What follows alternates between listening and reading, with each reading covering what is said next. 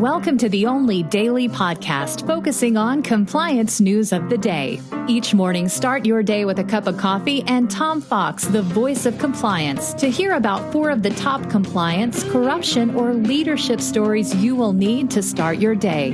The Daily Compliance News is a production of the Compliance Podcast Network. January 9, 2021, the Deutsche Bank Redux edition. And we begin with that story as reported by the Wall Street Journal. Deutsche Bank has agreed to pay $130 million to settle criminal and civil investigations into its bribery and corruption in Saudi Arabia, Abu Dhabi, China, and Italy, where it was using middlemen and then hiding the payments as a global effort to make business in its commodity trading schemes. The bank agreed to pay $87 million to settle the criminal allegations and $43 million to settle the parallel SEC investigation. The company entered into a deferred prosecution agreement. So now we have recidivist Deutsche Bank getting what appears to be a Trump administration discount and yet another DPA. So one wonders why the federal government would ever believe Deutsche Bank would clean up its act given its numerous criminal sanctions. Next up, from the Wall Street Journal, the Office of the Comptroller of the Currency has said that banks can use stablecoins in payments and allowed to participate in the decentralized networks for payment settlements. This is, of course, related to blockchain and Bitcoin. The OCC said in a guidance letter this week, national banks and federal savings associations can use this rather new technology, including independent node verification networks known as blockchain networks, to perform bank permissible functions. It released a letter Monday spelled out how traditional financial institutions can do business involving digital currency.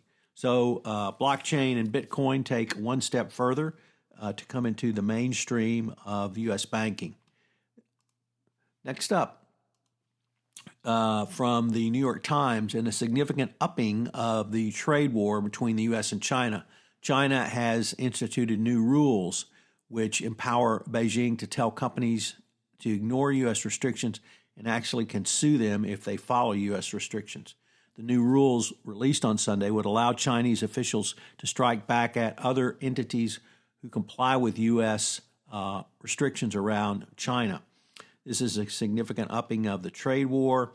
It comes days just after Mike Pompeo threatened additional sanctions against China for their anti-democracy attacks in Hong Kong, although you have to wonder now that Trump has ordered an anti-democracy attack in the United States, whether the Pompeo will move forward with this.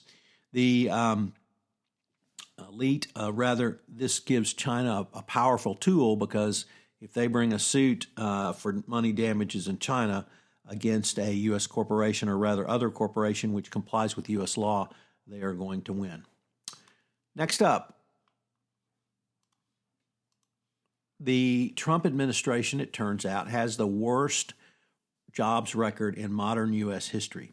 So President Trump took office at the crest of the longest-running U.S. expansion in U.S. history and has worked to absolutely destroy the U.S. jobs market. No modern president has left the U.S. with a smaller workforce, and when it took office, and now Trump, in addition to having led an insurrection against democracy in the United States, has the worst job record. So it's clear that his record for American people is the most abysmal of any president ever, and then when you overlay the corruption and now the attack on the United States, it's the worst ever.